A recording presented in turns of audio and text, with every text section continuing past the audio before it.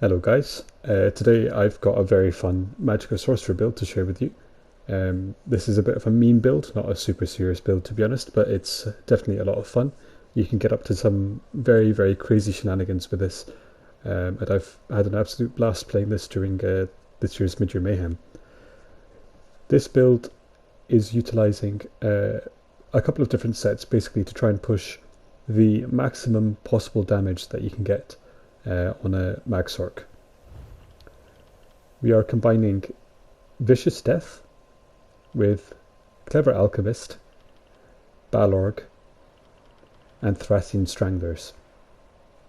Just to go over these sets in turn, Vicious Death, most of you probably know what this does. When you get a killing blow on an enemy player, they explode, dealing 22k flame damage to all enemies within a small radius, and obviously this can do a chain reaction, so if you've got a group of enemies tightly clumped together, you can set off one explosion which triggers another, and you can potentially wipe an entire group. Very strong set, but sometimes it can be a bit tricky to use because most normal builds don't have the damage capability to bring a group of enemy players down to low health together. But this build does manage to do that, so we are running Vicious Death as a flame staff on the front bar, sharpened with a shot glyph, and we are running 3 arcane jewellery each with spell damage, giving us the 5-piece bonus. The second set is Clever Alchemist. We are running an infused restoration staff on the back bar with an increased spell damage glyph. This obviously, when you drink a potion, it gives you a big spike of damage for 20 seconds. And alongside this restoration staff in the back bar, we are running a heavy cuirass, light sash, light breeches, and light shoes. You can see most of these pieces I've made divines for extra damage. Third set, the monster set that we're running is Balorg. We're running a medium helmet and light shoulders. This, when you activate your ultimate ability, you get a big spike of damage equal to how much ultimate you had saved up when you activated it, and also a big spike of spell penetration. This is huge. 23 times the amount consumed. So for example, if you cast an ultimate with when you cast your ultimate when you've got 500 ultimates saved up, you are going to get 500 times 23, which is 11,500 spell penetration. That's nearly that's over 3 times the sort of penetration bonus you get from something like spinners, so definitely not something to be underestimated, on top of the 500 spell damage you get from activating the ability as well. And Thracian Stranglers here, this is the sort of creme de la creme of this build. This is what brings it all together. Killing an enemy grants you a persistent stack of Slode's Call up to a maximum of 20 stacks. Each stack increases your spell damage by 150, but also increases your damage taken, reduces your healing taken, and reduces the effectiveness of damage heals by 2% each. So at 20 stacks, this contributes 3,000 spell damage to your overall build, but it also increases your squishiness by a dramatic amount. So at full stacks, you're taking 40% extra damage onto your 40% smaller damage shields, which you can recover 40% worse with your healing. This is one of the new antiquities, one of the new mythic items that you can dig up using the antiquities system. Now, there are some caveats with this. You lose all of your stacks if you die, if you go through a transition, so a loading screen between different zones, or if you crouch. These aren't designed to be used with stealth. One thing to note, however, is using the transitus shrines to go between different keeps does not remove Thracian Strangler's bonus, nor does using a keep recall stone. If you look just above Haunted Curse on my bar there, you can see the 20 stacks. That is the 20 stacks of Slode's Call. And then if you look at my spell damage there, even unbuffed without anything else, I'm sort of sitting here at 5.8k spell damage, which is pretty juicy, to be honest.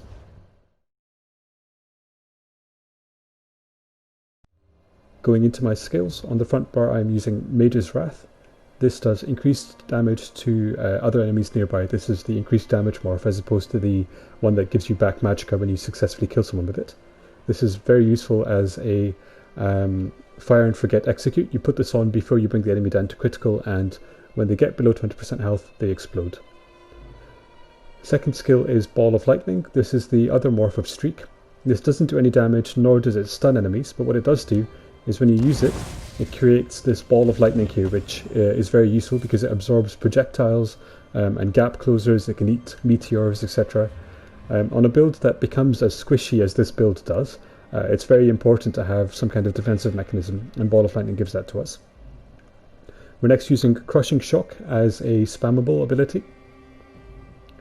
Inner Light to give us extra max Magicka and spell crit. And then Crystal Blast as our sort of delayed burst. This is the other morph for frags. Most people may not even know that frags has another morph because this is hardly ever used. What this does though is it stuns the target like Crystal Frags used to many years ago, but it also does AoE damage around the target as well. For our ultimate, we are using Charged Atronach. This is the morph that does increased AoE damage. I really like this ultimate because it's fairly cheap at 170, and it also is untelegraphed. There's no big blue circle like there is with Meteor saying that, put up your block, prepare for damage. This can catch people by surprise, and it's also a good distraction as well. People see the Atro and they tend to focus that rather than focus you. Very, very useful. On the back bar, we were using Haunting Curse as another delayed burst. This is very, very strong on a build like this that's pushing quite so much spell power because it's unblockable, it's undodgeable. The only way to get rid of it really is to purge it. So this adds a big spike of damage which we can combo with to take targets out really, really quickly. Next skill is Race Against Time. This increases our movement speed, lets us be a bit more mobile on the battlefield, but more importantly gives us minor force, increasing our critical damage done by 10%. We're trying to push as much damage as possible, so very, very important to have this activated before you engage with a group. Next skill is a Flex Spot. This is defensive rune at the moment. I'm quite enjoying this because we're not a typical Magsorg. We don't have big beefy shields to hide behind. Defensive rune stuns enemies when they hit you, which gives you some breathing room, it gives you time to react. Very useful skill actually. During the gameplay portion I'll go over some alternatives that you can use instead of defensive rune, but for general play defensive rune is very, very useful. Next skill is Dark Conversion. This lets you convert some of your stamina into a heal and some additional Magicka as well. This helps us with our sustain. We're focusing all of our set pieces and jewellery enchants into damage, so it's useful to have a way for us to get our resources back. Finally, we are running Healing Ward on this back bar. Healing Ward is interesting because it's the only damage shield that also scales with your spell damage. We're not running a big Magicka pool, so things like Hardened Ward are pretty pathetic on this build, not really worth running. Not worth the Magicka it costs to cast this, because remember we're getting 40% shield size reduction with our Thracian Stranglers. But this Healing Ward, very useful, gives us a way to heal ourselves back up as well as a little bit of extra tanking ability. Finally, Life Giver is our back bar ultimate. This serves a similar purpose to Healing Ward in that it lets us survive when we do get hit. Hopefully within the 5-second duration of this ultimate we'll be able to do enough damage to wherever is attacking us to kill it before it kills us.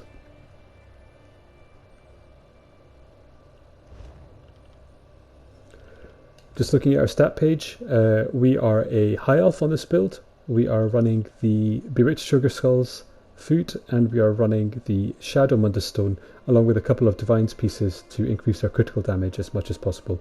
This maximizes your damage. I've tried Apprentice, but Shadow is the way to go here to maximize your damage. Going into our champion points, pause the video if you need to have a look at these.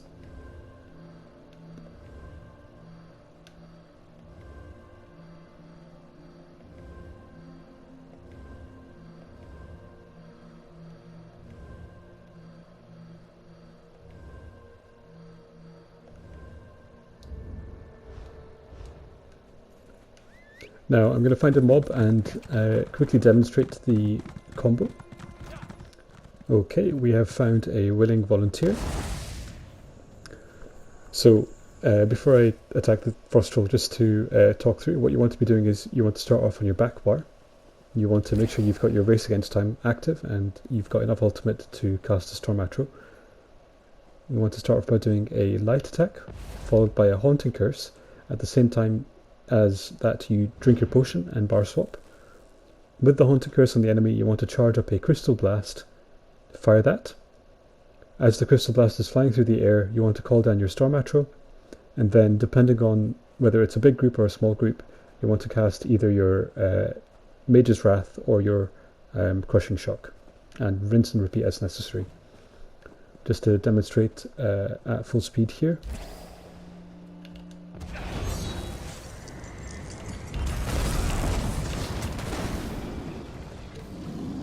And there you have it. That's the combo in full. What I'm going to do now is I'm going to talk a bit more about the build and how to play this and how to have fun with this. Definitely a bit more of a meme build than a super serious build, as I've said before. But it can definitely, you know, you can have a lot of fun with this. Okay, so we are just going to go back to the clip that I used in the opening section. So this is me standing in a tower waiting for people to come back and try and take this resource back. We are essentially a glorified mage guard at the end of the day, to be honest. Just standing in our towers, hard casting our frags, wiping the entire enemy group. Just all in the day's work for your average mage guard. So we don't quite manage to kill everyone together. There was one guy off to the back, so it's just a case of jumping down and finishing him off with some single target abilities. In this next clip, we've just arrived at Fort Glade Mist, just as the outer doors have been broken through. I believe it's a group of yellows that are attacking, and I also believe I'm the only blue here at the moment. So we go up top and see what we're dealing with. So here I'm just waiting for them to stack up together. As you can see, I've got my 500 ultimate ready. And once they get onto a ram and they start focusing on the door, that's the perfect time for me to strike. So here we go, we've got a nice tight clump here. Curse, potion, swap bar, crystal blast, call in the atro, finish off the stragglers. They do not react in time, and we are able to take most of the group out without too much effort. Now, this is one of the situations as to why we run Crushing Shock as opposed to Force Pulse. We, on this build, absolutely do not need the extra damage from Force Pulse. We've got plenty of damage as it is, but with Crushing Shock what you can do is, once you've got a nice pile of bodies like this, you can sort of hold your ground and interrupt people as they go to res. So the entire yellow group here is down bar one player. Risky here, we jump down, try to take him out. I pop the Resto ult just to give myself the survivability I need, and I'm able to take this last guy out. So this looks like a successful keep defense. I run over to the outer door to try and repair it back up. And yeah, that's the kind of things you can do on this build, just with the surprise firepower that you've got. But what's that coming over the hill? Is that a yellow? That's multiple yellows. We have to go back inside. So we try and get back inside, repair up the inner door as fast as we can, but they are wise to that and they start sieging. So as a good little mage guard, we take our position back at the top of the tower, just in preparation for round 2. Something funny happens here. Just a very casual 300k defense tick. Not going to complain about that at all. That is without the cave buff as well, so that could potentially have been a 360k defense tick, but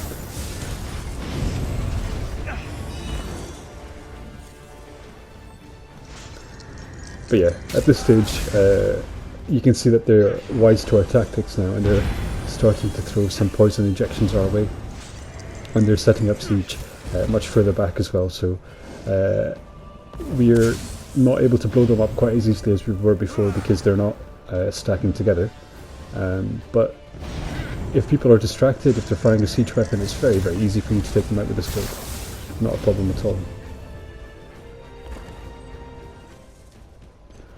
At this stage, I start taking a fair amount of counter siege, and more yellows are coming in as well.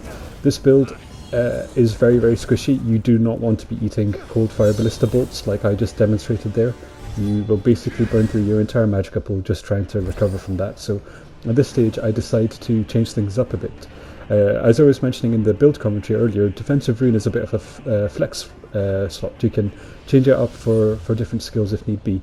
In this case, I change it out for Propelling Shield, the Morph Siege Shield. This is really useful here. It does two things. It obviously reduces the damage that we're going to be taking from the incoming cold fire, but we will also get a nice little range increase for our abilities. So this previously safe siege line is now no longer quite so safe.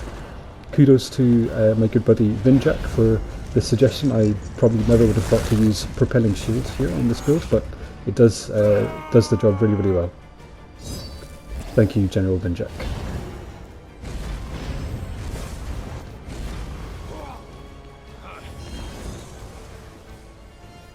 So as the siege progresses, I'm continuing to do my thing, and all of a sudden I'm surprised by a player who's up on the wall with me.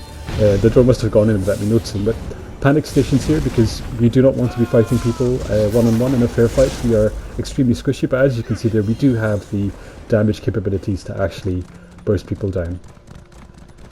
Moving on to this next clip, this is a clip of a resource defense. I've just seen a group of reds run down to Ayleswell Lumbermill, and as they're turning the flag, we sneak up behind them. We manage to catch them by surprise and are able to blow up one person there just to begin with, but because they're slow to turn around and engage with us, we're able to just keep on going and pick them off single target while they're distracted by the NPCs. Nice little cleanup there.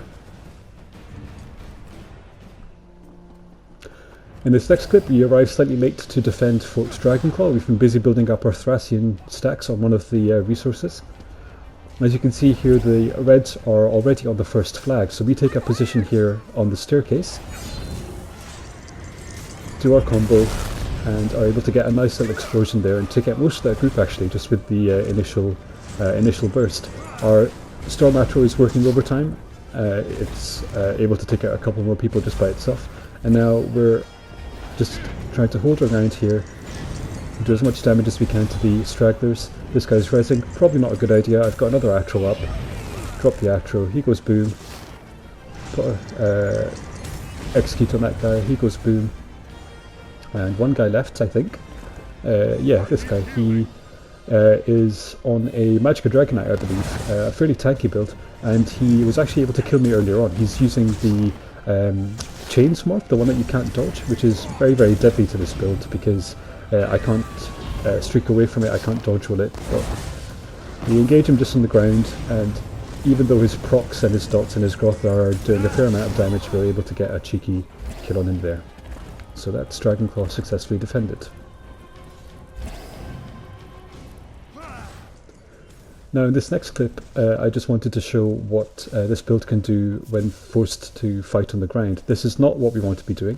We are just a mage guard, we want to be standing in our tower, but sometimes, you know, when we're flipping a flag, we may or may not get jumped by enemy players. So my immediate response there, like the brave warrior I am, is to streak away for dear life. But we come back trying to pull some more of these guys back towards us. Drop our Atro, this Wrecking Blower guy, Dizzy Swinger, hits really, really hard, so we streak away.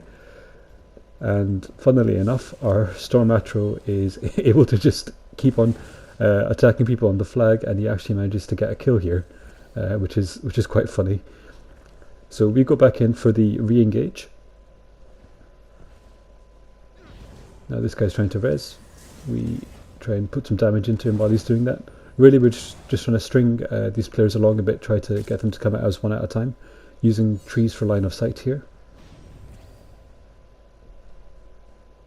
And let's see, is anyone going to engage?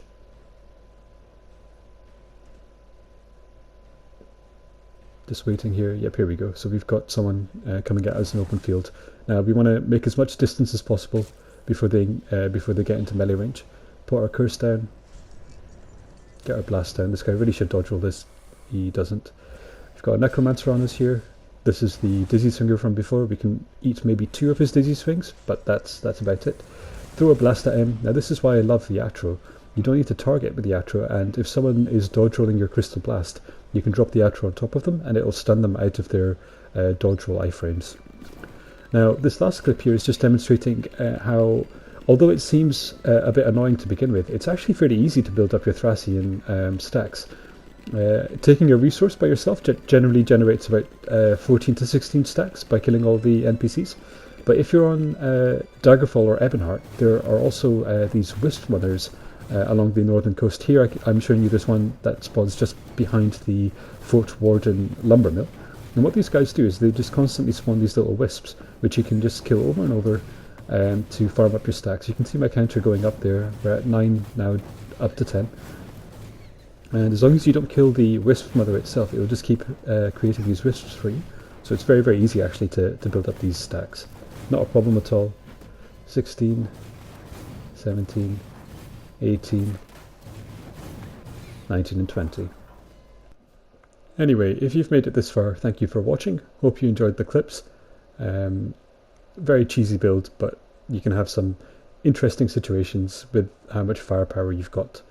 If you enjoyed, please leave a like, leave a comment below, subscribe and follow, and I'll see you next time.